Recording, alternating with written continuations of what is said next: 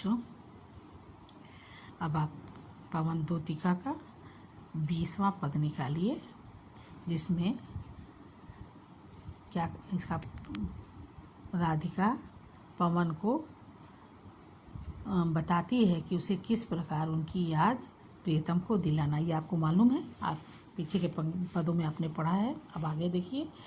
लाके फूले कमल दल को श्याम के सामने ही, थोड़ा थोड़ा विपुल जल में व्यग्र हो डुबाना। अनेक प्रकार का संदेश भेजती हैं कि अगर इस तरह नहीं तो इस तरह से तो हमारी याद कृष्ण को अवश्य देना। तो यदि ऐसा ना हुआ, पीछे के में क्या था कि मंजु उपवन वाटिका में बीड़ू बजाना, अब ऐसा भी ना हुआ तो आप क्या करेंगी कि कोई फूल के कमल के फूल को ला करके श्याम के सामने उसे थोड़े थोड़े जल में भिगा करके उनके सामने डुबाना। यो देना ऐ भगनी जतला एक अम्भोज नेत्रा। अम्भोज मतलब कमल रूपी नेत्र वाली।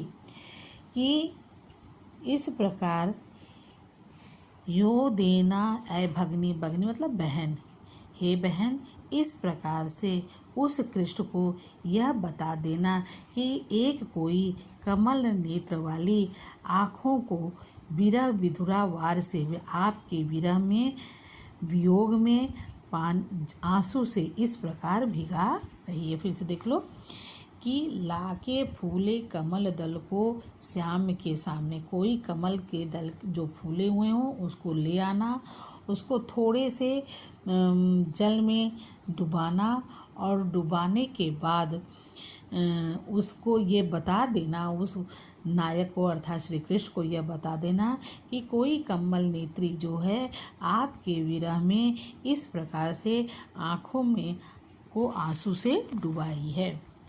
धीरे लाना वहन करके नीप का पुष्प कोई। नीप किसको कहते हैं? कदम को। कदम भी कृष्ण को बहुत प्रिय था, इसलिए कहते हैं कि यदि ऐसा भी न हुआ तो आप जो है कोई कदम का पुष्प अगर हो तो उसको लेकर आना और प्यारे के चपल दृग के सामने डाल देना।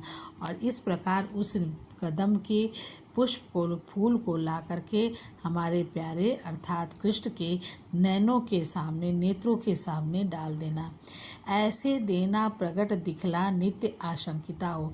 इस प्रकार से उसको दिखलाना कि कोई आपके चिंतन में आशंकित है, कैसी होती विरह वश में नित्य रोमांचिता हूँ, कि किस प्रकार इस नीप के कदम के पुष्प के समान, कदम का पुष्प बहुत छोटा छोटा होता है ना, तो उसी प्रकार से कोई विरह वश में रोमांचित हो रहा है, विरह में है। आगे देखो।